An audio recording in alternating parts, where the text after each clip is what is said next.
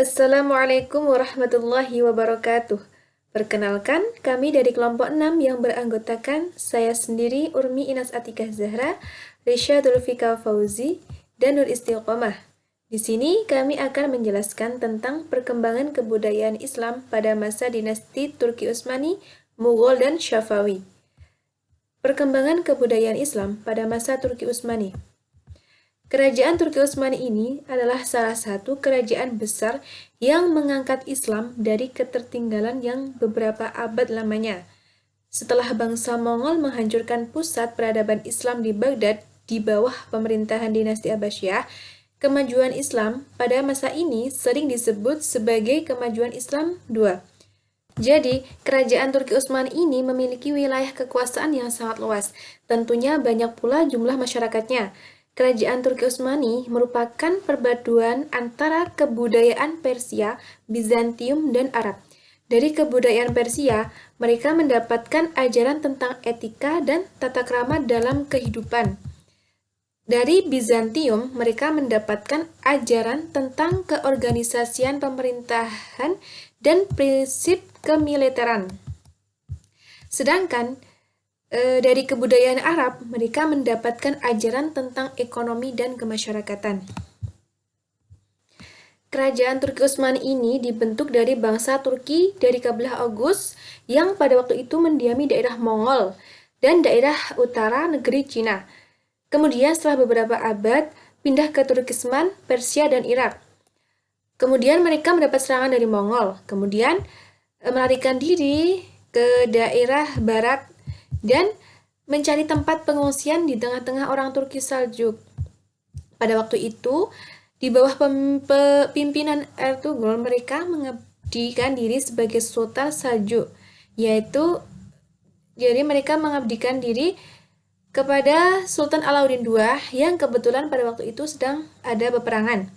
Berkat bantuan dari mereka, akhirnya Sultan Alauddin II ini mendapatkan kemenangan. Karena jasanya tersebut, maka Sultan Alauddin memberikan hadiah berupa sebidang tanah di Asia Kecil yang berada di perbatasan Bizantium.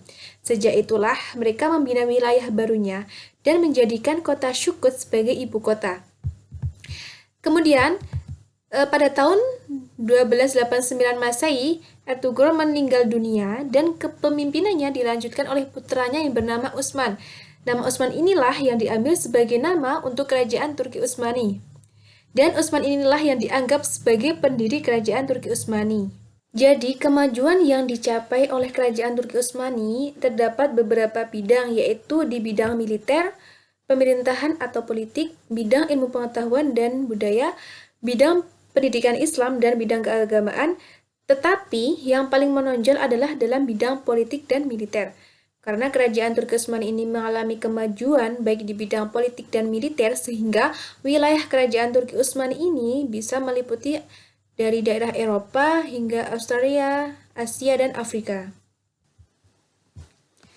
Adapun dalam bidang politik dan kemiliteran, yaitu pada waktu itu Utsman banyak sekali berjasa kepada Sultan Alauddin II. Kemenangan-kemenangan dalam setiap pertempuran dan peperangan diraih oleh Utsman.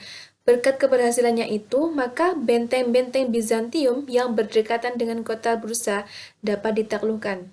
Kemudian, Utsman diangkat menjadi gubernur dengan gelar Bey dan namanya selalu disebut dalam sholat Jumat. Pada tahun 1300 Masehi, kerajaan Saljuk ini diserang oleh bangsa Mongol sampai akhirnya Sultan Alauddin terbunuh. Kemudian Saljuk ini sempat terpecah-pecah dalam beberapa kerajaan kecil yang akhirnya membuat Utsman memproklamir secara de facto dan de jure kemerdekaan wilayahnya dengan nama Al-Sultanah Al-Utsmaniyah. Kerajaan tersebut memiliki masa penguasaan yang relatif panjang, yaitu hingga abad ke-20. Tepatnya pada tahun 1924 selama kurang lebih 625 tahun. Kemudian pada masa pemerintahan Sultan Muhammad II, kerajaan Turki Utsmani mendapatkan gelar Al-Fath karena berhasil menaklukkan Konstantinopel pada tahun 1453 Masehi. Jatuhnya Konstantinopel ini yang beralih nama menjadi Istanbul merupakan saksi sejarah akan kebesaran kerajaan Utsmani. Pada masa pemerintahan Sultan Selim I, kemajuan semakin pesat. Sultan Selim I berhasil menaklukkan Persia dan Mesir dan mencapai puncak keemasannya pada abad ke-16 di bawah pemerintahan Sultan Sulaiman Al-Qanani. Pada masa ini, wilayah kerajaan Utsmani meliputi 3 benua, yaitu benua Asia, meliputi Asia Kecil, Armenia, Irak, Suriah, Hujaz, serta Zaman. Kemudian benua Afrika meliputi Mesir, Libya, Tunis, serta Aljazair, dan benua Eropa meliputi Bulgaria, Yunani, Yugoslavia, Albania, Hungaria, dan Rumania. Kemudian yaitu dalam bidang ilmu pengetahuan dan budaya. Perkembangan ilmu pengetahuan dan teknologi pada masa kerajaan ini tidak terlalu menonjol dibandingkan dengan bidang politik dan militer.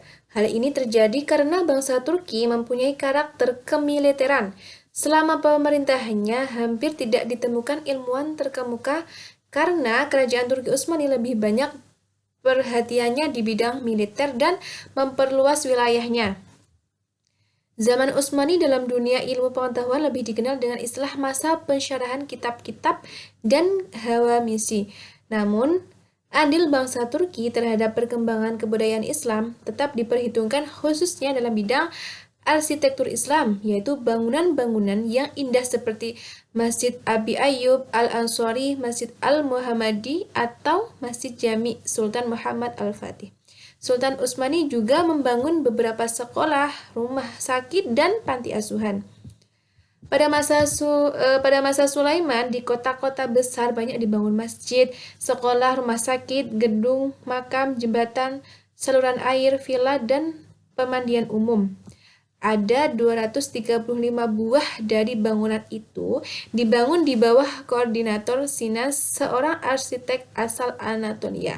Kemudian, dalam bidang sastra ada 2 tokoh yang sangat terkenal, yaitu Khatib Celebi dan Evliya Celebi. Mustafa Ibnu Abdullah dikenal dengan Khatib Celebi atau Haji Halif. Karya-karyanya ini yaitu Kashf al-Azun fi Asma al-Kutub wa al-Funun, sebuah presentasi biografi penulis penting di dunia timur bersama daftar dan deskripsi lebih 1.500 buku berbahasa Turki, Persia, dan Arab. Ia juga menulis biografi tokoh-tokoh penting sejarah Utsmani dari 1591 sampai 1655 Masehi, keadaan Laut Tengah dan pulau-pulau di daerah Utsmani, dan berbagai macam karya lainnya. Selanjutnya yaitu bidang pendidikan Islam. Dalam pendidikan Islam ini, Turki Utsmani memiliki ketertinggalan. Oleh karena itu, mereka akhirnya menjalin kerjasama untuk mengejar ketertinggalan Islam dengan Barat.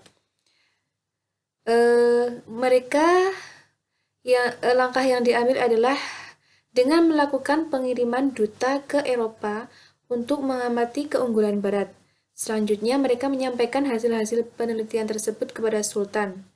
Salah satu implikasi dari adanya penelitian tersebut munculnya ide dari Sultan untuk mendirikan sekolah teknik militer yang mengajarkan taktik, strategi, serta teknik militer.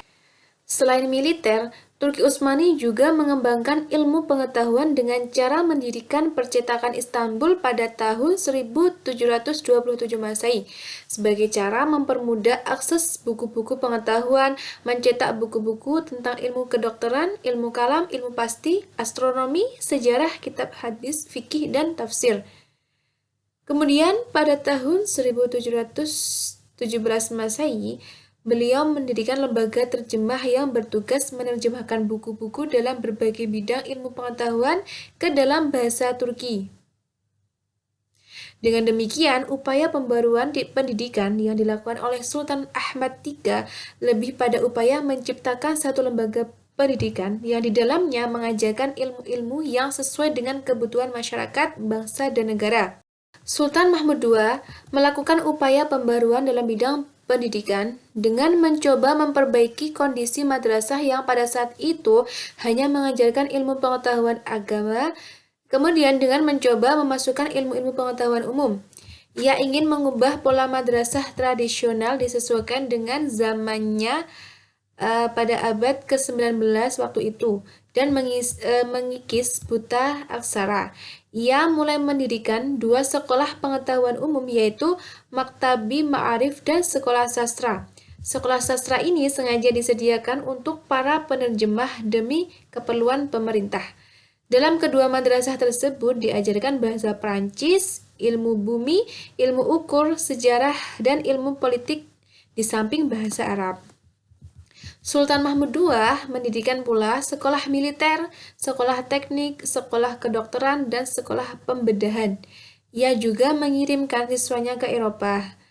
Yang sudah dijelaskan tadi, kemudian setelah dikirim ke Eropa, ia menerbitkan surat kabar resmi Takvim VKI yang memuat peristiwa dan ide-ide yang berasal dari Barat.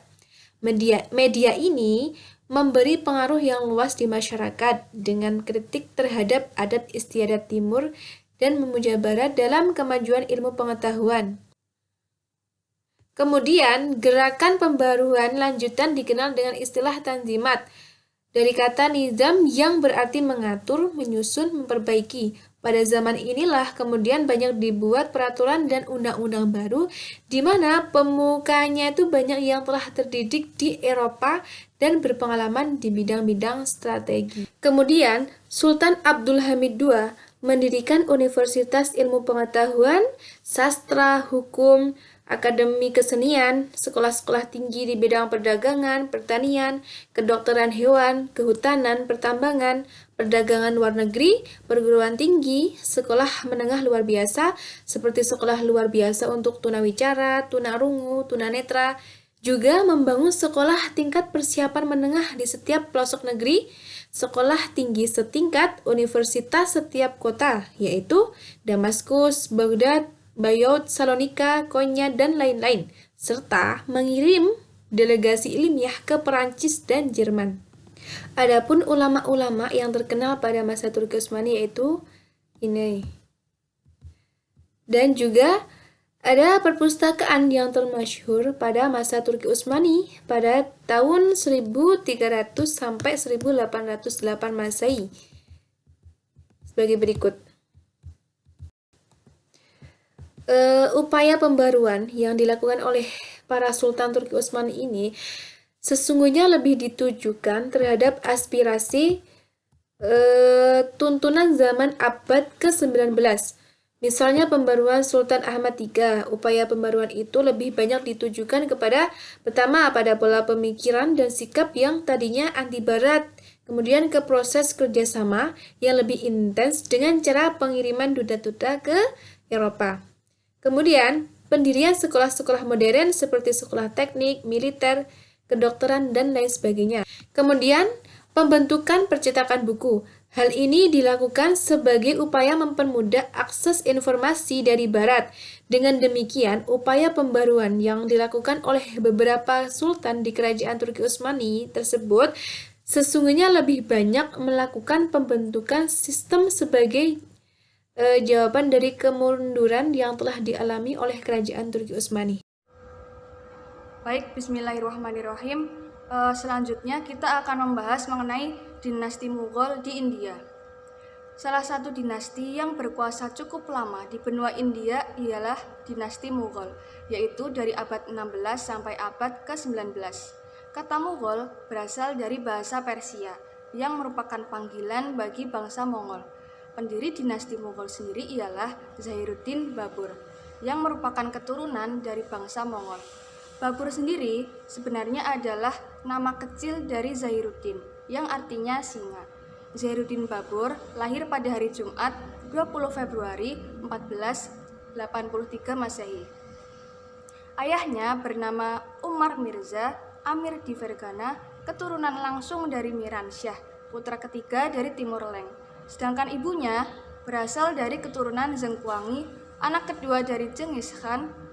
Nah, pada saat Zainuddin Khan berumur 11 tahun, ia kehilangan ayahnya dan sekaligus ia meneruskan kepemimpinan ayahnya. Masa kejayaan yang dialami dinasti Mughal ini terjadi pada masa pemerintahannya Akbar pada tahun 1556 sampai 1605 Masehi. Kemudian dilanjut dengan pemerintahan Jahangir pada tahun 1605 sampai 1628 Masehi. Kemudian masih dilanjutkan pada pemerintahan Syekh Jehan pada tahun 1628 sampai 1658 Masehi. Dan yang terakhir, masa kejayaan yang terakhir ini berada pada masa pemerintahan Aurangzeb pada tahun 1658 sampai 1707 Masehi.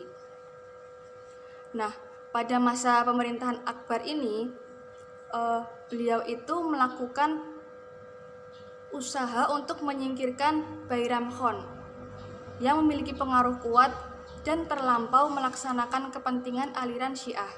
Bairam Khan ini kemudian memberontak tetapi masih bisa dikalahkan oleh Akbar pada tahun 1561 Masehi. Kemudian mengenai masa kemunduran dinasti Mughal ini dimulai setelah meninggalnya Sultan Aurangzeb. Hal ini dikarenakan sultan-sultan berikutnya tidak dapat mempertahankan eksistensi Kesultanan Mughal. Para penerus Aurangzeb tidak bisa mempertahankan kebesaran yang telah dicapai oleh pendahulu-pendahulunya. Kemunduran ini ditandai dengan satu persatu daerah melepaskan diri dari pemerintahan di pusat Delhi. Kemudian tak hanya itu, pada tahun 1761, sebagian wilayah dinasti Mughal sudah mulai dikuasai oleh bangsa Inggris. Kemudian Delhi pada tahun 1858 Masehi dikuasai Inggris, di mana saat itu para penguasa Mughal dan rakyat berada di bawah tekanan Inggris. Nah, akibat tekanan tersebut, maka rakyat itu bersama-sama melakukan aksi perlawanan untuk melawan bangsa Inggris tersebut. Namun sayangnya, perlawanan itu berakhir dengan gagal karena Inggris lah yang memenangkan pertarungan tersebut. Tidak berhenti sampai situ, Inggris terus membuat rakyat India semakin menderita. Pada tahun 1858 Masehi, Inggris menjatuhkan hukuman yang kejam terhadap para pemberontak. Rakyat India diusir dari rumahnya sendiri. Kemudian rumah-rumah ibadah banyak yang dihancurkan, dan Bahadur II yang menjadi sultan terakhir pada Daulah Mughal juga diusir Inggris dari istananya. Nah, dengan demikian berakhirlah kekuasaan Daulah Mughal di India. Adapun beberapa faktor yang menjadi penyebab kehancuran Daulah Mughal. Di antaranya, yang pertama, para penerus Aurangzeb yang diangkat sendiri oleh Aurangzeb kurang bisa untuk mempertahankan pemerintahannya.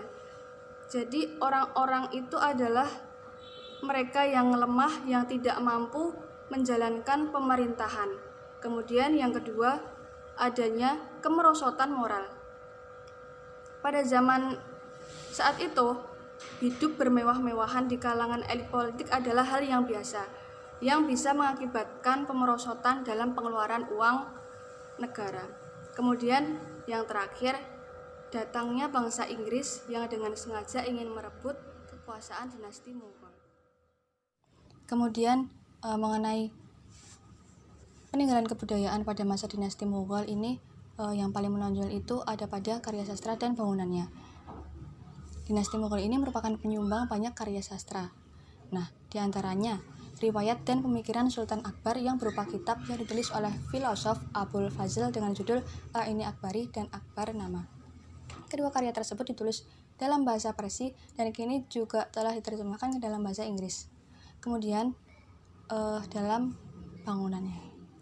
Nah, pada masa Sultan Shah Jahan ini membangun sebuah makam yang amat megah untuk istrinya tercinta, dan bangunan tersebut dinamakan Mumtaz Mahal. Bahkan sampai sekarang pun bangunan tersebut masih menjadi daya tarik tersendiri bagi kita semua.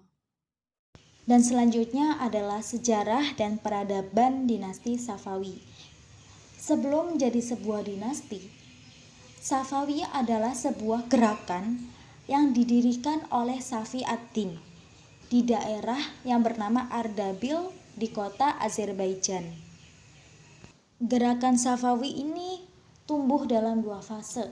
Yang pertama adalah fase yang berfokus pada bidang keagamaan, dan yang kedua adalah fase yang sebenarnya masih berfokus pada bidang agama, tapi sudah bercampur tangan dengan bidang politik.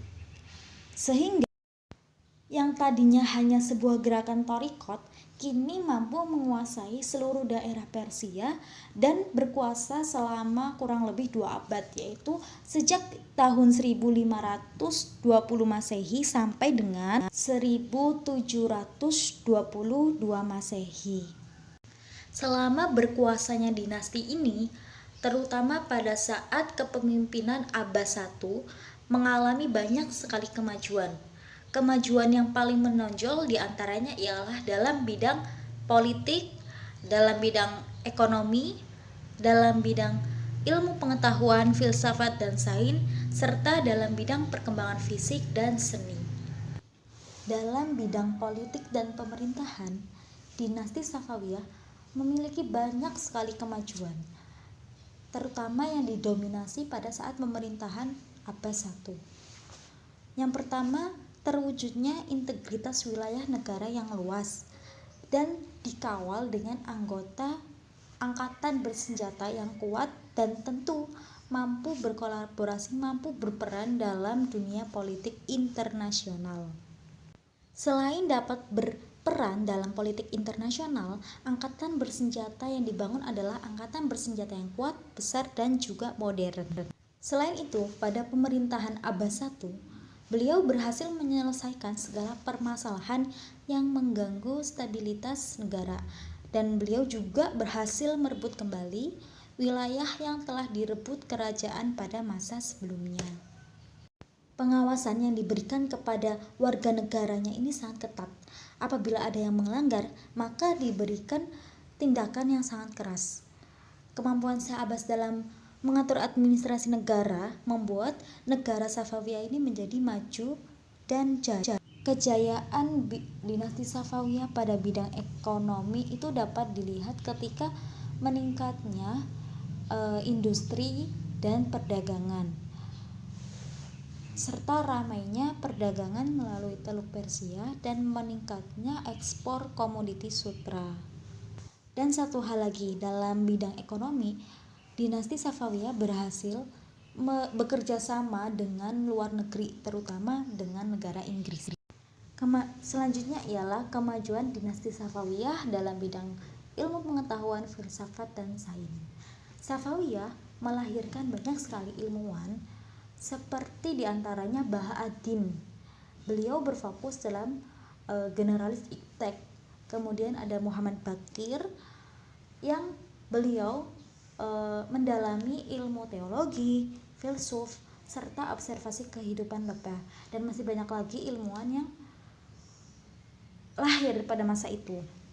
Nah, kita ketahui bahwa kemajuan ilmu pengetahuan ini melebihi kerajaan sebelumnya, yaitu kerajaan Mughal dan Turki Utsmani. Dinasti Safawiyah juga mengalami perkembangan dalam bidang fisik atau bangunan dan juga seni. Banyak sekali mendirikan bangunan umum seperti masjid, rumah sakit, jembatan, istana, dan juga taman. Selain bangunan yang berkembang, ternyata seni pada dinasti Safawiyah juga berkembang, terutama dalam kerajinan tangan, keramik, karpet, permadani, maupun seni lainnya. Dan pada saat itu, seni lukis mulai dirintis. Roda kehidupan selalu berputar, kadang di atas, kadang di bawah. Tepat 1 abad setelah meninggalnya Abbas I, kerajaan ini mengalami kemunduran, bahkan sampai kehancuran. Banyak sekali faktor yang menyebabkan berakhirnya kerajaan Safawiyah.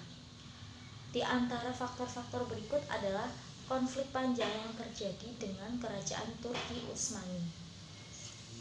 Selanjutnya, budak-budak yang telah dibentuk oleh Abbas I tidak benar-benar disiapkan dan tidak benar-benar dilatih, dan tidak mendapatkan pendidikan rohani, sehingga semangat yang dimiliki oleh budak-budak itu tidak tinggi, loyo. Jadi daya juangnya kurang. Kemudian terjadinya konflik internal akibat perebutan kekuasaan antar kalangan keluarga istana. Dan ulama Syiah mulai meragukan otoritas Syiah, di mana pada saat itu Syiah menjadi agama negara tersebut. Sekian pemaparan terkait sejarah dan peradaban dinasti Safawiyah. Saya Nur Istiqomah pamit undur diri. Wassalamualaikum warahmatullahi wabarakatuh.